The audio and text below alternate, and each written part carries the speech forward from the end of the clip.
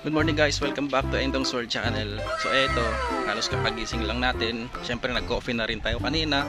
And diretso agad tayo dito sa likod ng bahay. Dahil nga galing tayo ng Manila.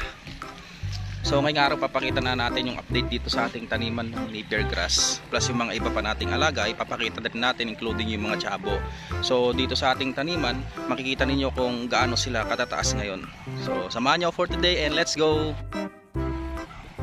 Hello guys, good morning. So ito, andito tayo ulit sa ating favorite spot dito sa likod ng bahay. And makikita nyo yung aking mga tanim na napier dito sa aking right side. Pansinin niyo yung height nung nandito sa kaliwang part at sa kanang part. So dito sa kaliwang part, ito yung parte na kung saan pinapastal natin minsan yung ating mga alagang kambing. Kaya ganyan yung tubo niya. And dito sa right side naman, yung mga part na matataas. So ito yung ating mga tanim, mga purple napier at pakchong napier grass. So hinuunti-unti nilang hina-harvest. Pero may mga natira dito sa part na to. So yung mga nag-inquire sa atin before kung may available na bang cuttings, so ito na yung hihintayin nyo. Kung sakali mang kailanganin nyo pa, meron tayong mga available cuttings. Actually yung height ng mga napier grass natin dito is na umabot na siguro itong nasa 7 feet, kasi nga lalo yung sa part na merong punso or yung bahay ng anay dyan, mas maganda yung tubo ng ating napier grass. Kung papansinin ninyo, ayun berdeng-berdeng nasa gitna, tapos matataas sila, lalo ngayong rainy season. Kasi syempre pag rainy season, alam naman natin na maganda yung tubig ulan, nakakatulong sa paglago ng ating mga tanim. So ayan, meron tayong mga available dito sa mga magkagusto man na bumili ng ating napier cuttings. So 3 pesos each cuttings lang po, mura lang po yung tinda natin, para at least kahit pa paano win-win situation. Kung kayo gusto nyo magkaroon ng napier grass na ganitong variety, 3 pesos lang, mas mura. Tapos syempre para sa akin din, sa yung parang reward sa sarili na pagod sa pagkakat tapos pag-harvest ng napier. So 3 pesos para sa akin na lang din. So ayan, mag-PM lang kayo sa aking Facebook page, Endong's World. So kung gusto niyo mag-avail, may available tayo dito ngayon guys. So guys, ganyan siya katataas. Lapitan natin. Ayan. Ang height ko is 5'8", so probably nasa 7 feet to, nasa gitnang part. Ayan. And silipin pa natin yung iba ditong tanim nating napier grass. Meron pa dito And yung mga naman, yung mga nakapag-start na ng pagtatanim ng napier grass na nakabili sa atin before, sa ngayon siguro napatubo na rin nila. Kaya malaking tulong siya lalo pag rainy season, dahil meron kayong pagkukuhanan ng inyong ipapakain sa mga kambing. Especially kapag naka full confinement kayo, may mga available na kayong harvestin. So ito pa yung iba. Ito guys, walang abono tong napier natin na to. So hinahayaan lang natin, di naman tayo naglalagay ng fertilizer sa ngayon. Pero kapag naglagay kayo ng fertilizer, mas maganda yung kanyang magiging tubo, dahil yung fertilizer, syempre malaking tulong yan. Alam naman natin na nakakatulong yan para gumanda yung mga tanim natin. So ito pa yung iba. Ayan, may mga nakawala kasing kambing din dito na sa tropa natin, kaya minsan yung papansinin yung mga dulo ng dahon, nakakain nila. Pero syempre tinataboy ng nag-aalaga ng ating mga kambing, dahil nga kailangan din naman natin ng ipapakain sa hala during rainy season. So malaking tulong ito. Pwede nyo siyang i-silage, pwede nyo rin pakain ng fresh. Pero para sa akin, kung sobrang dami yung napier grass, magandang i-silage nyo siya. Yun nga lang, kailangan sasanayin nyo yung mga alaga nyong kambing. Like dito sa akin, minsan kapag matagal silang hindi kumain ng napier grass, yun lang ang disadvantage. Minsan naninibago sila sa lasa, tapos maraming nasasayang. So kailangan sasanayin nyo talaga, unti-unti, transition lang kumbaga. And pakita rin natin kung gaano kalapad yung dahon ng pakchong variety, Ayan, tignan yung daliri ko. Ayan, so nasa almost 3 fingers na ata yung laki nya. Ayan ang lapad. Ayan, ganyan siya kalapad. 3 fingers. Ganyan kalapad ang napier grass. Sa mga nagtatanong, ganyan ang difference between pakchong, and yung normal lang na napier na makikita natin sa mga daan. So itong variety kasi na to, crossbreed lang ng mga scientists, magagaling sila. Kaya yan naging resulta. Galing sa Thailand yung variety ng napier grass na ito. Bali nakuha rin natin to sa ating mga kilalang nag-aalaga ng kambing. So ayan, at saka isa pa pala, pag nag-aalaga kayo ng napier grass, minsan kapag masyado nyo nang napabayaan, hindi naman maganda rin ng tubo. So kailangan talaga inaalagaan nyo rin sa fertilizer, kahit papaano nasasabuyan nyo ng at least triple 40 ganyan, mga nitrogen na fertilizer. So malaking tulong yon kapag gusto nyong mas mabilis at papaganda yung mga tubo ng yung mga napier grass. So ito sa right side naman natin, nabuhay ulit yung mga Madre de Agua. Ayan, may mga Madre de Agua tayo dito.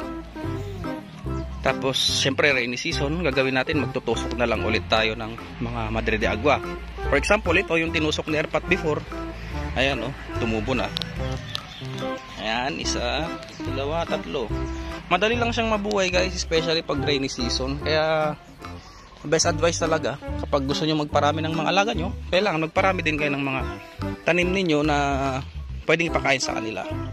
Like dito sa akin, meron tayong Madre de Agua. Yan, mga mulberries dito sa ating left side. Matataas na naman sila Kung babalikan ninyo yung mga dati nating vlogs, itong mga mulberries na to is pinrun natin. Yun nga lang, parang dito sa part na to, mali yung pagkakaprun natin, masyadong mataas. Kaya tignan niyo yung yung pinakausbong niya, masyado nang mataas. Kailangan pala pag nagpupurun tayo, mas maganda dito sa babang part para yung mga bunga naabot ng bata. So ito, tatlong variety ata ng mulberry yung nandito sa atin naman. Ito yung tinatawag na Illinois. Pansinin nyo sa dahon, ito yung Illinois. Yan, Illinois yan. Compare natin sa native variety. Yan, laki ng difference sa itsura ng dahon. Ito yung native. Tapos ito naman yung Himalayan. Sa Himalayan, ganyang kalalaki yung dahon niya. Kaya iba-iba yung ating tanim na mulberry dito. Tapos ayun yung bunga naman ng Himalayan. Ayan, ayun, makikita ninyo.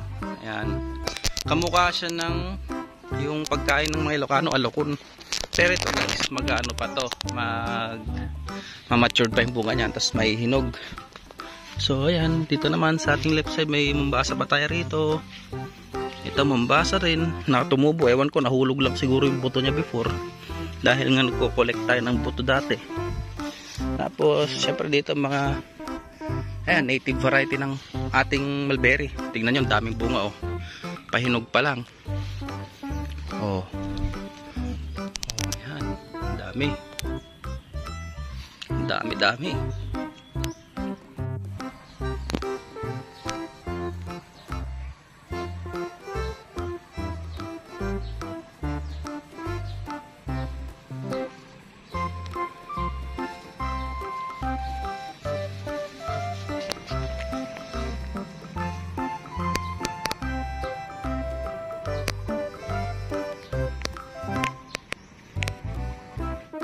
At yun, syempre sa area na to, yung mga tanim din natin na siling pang tinola, ayan, mga siling malalaking dahon, hintay lang nating umusbong ng mabuti.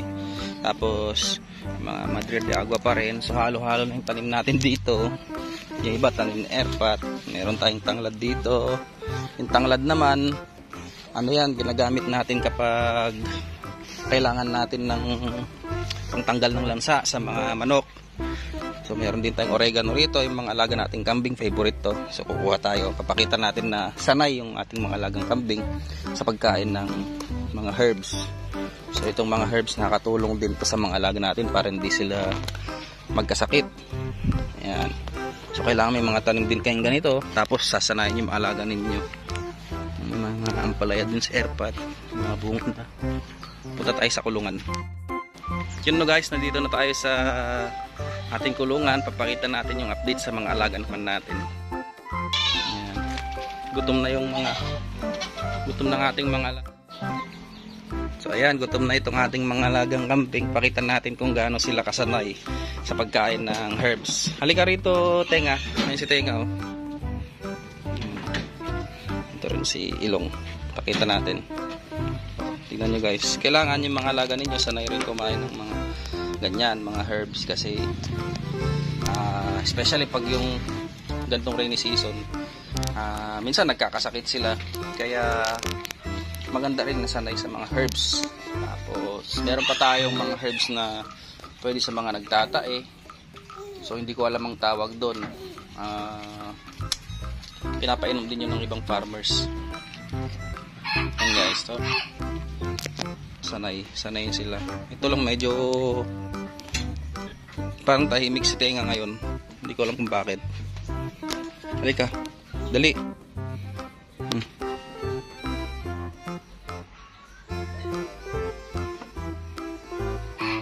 Naamoy-amoy niya lang ngayon, masayalan siya ngayon.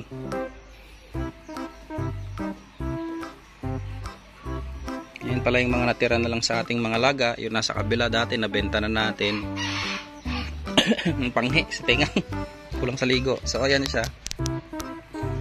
Tapos yung ating mga F-series ng Boer. Yan na lang yung mga tinira natin kasi nga syempre nag-alaga din tayo ng ibang hayop, di rin maasikaso ng tagabantay. So kailangan limited lang yung mga alaga natin. Ayan pa yung iba. Ito yung native natin, tapos 3 anak ni Tenga. So ganyan lang. Every morning kapag mataas na yung araw, saktong tuyo na yung mga damo, ang ginagawa is pinapastol lang sila. So ito nakatali, yung 3 anak niya nakadikit lang naman yan. Actually pati ito palang isa anak niya to, yan dumalaga naman, so nakabuntot lang yan. May for sale pa pala tayo doon, no? Ang pinatilyo na Boer Anglo. Ito naman hintay nating mag-hit kasi papestad natin sa Boer ni Manong Chito. So papasyalan din natin yan para makita ninyo yung mga alaga nila. And guys, pakita pa natin yung update naman dito sa ating mga alagang Chabo. Kung maalala ninyo sa ating previous vlog, meron tayong pinakitang Chabo Bantam. So yung Chabo Bantam is nag-originate sa sa Japan na napunta sa iba't ibang country. So ang ngayon ang sikat dito sa atin, meron tayong variety ng Thailand and Japanese Bantam. So mas sikat na yung Thailand Bantam ngayon. So sa mga expert dyan, comment down below. So yan guys, yung mga dating kulungan natin ng rabbit, dito na lang natin kinulong yung ating mga Chabo. Ayan o, ito yung ating inahin. Mamaya maglilinis tayo ng kulungan niya kasi medyo madumi na. Ito yung hotel tawag natin dito. Ayan, ang liit niya.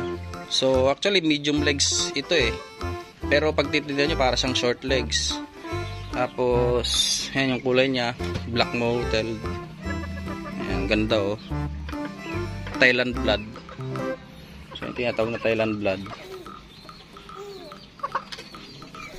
And pakita pa natin tong iba. Ito yung ating cockerel, medyo matapang lang siya. Ray, nuno ka. Ayan. Ayan siya kastig.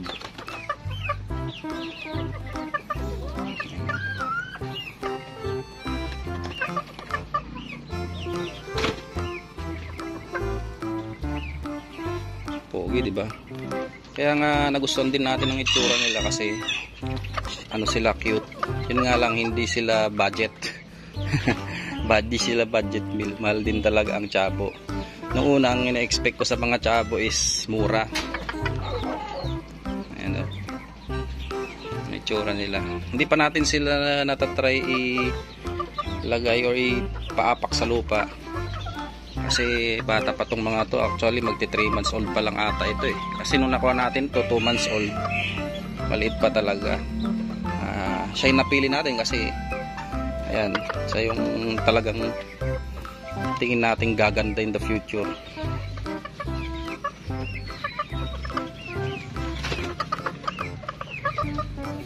Pogi ayan. Sa mga interested, so wala pa tayong available na pangbenta nito. Pararamihin muna natin kasi di ba nga nagalaga tayo before, meron tayong ayan, Japanese Bantam. Ito, tingnan yung difference niya. Ibang-ibang itsura niya sa with Thai blood, mas maliliit sila. Actually, pag yung mga import talaga, makikita ninyo yung mga Thailand chabo nila napakagaganda.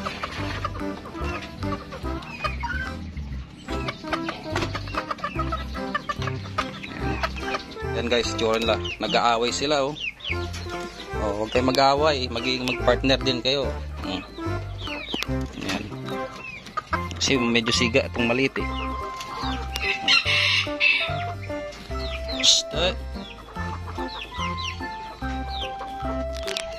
So dito naman sa part na to, ayan, nagpipisa yung ating mga bantam. Kaya ito yung mga Japanese to pero pure white.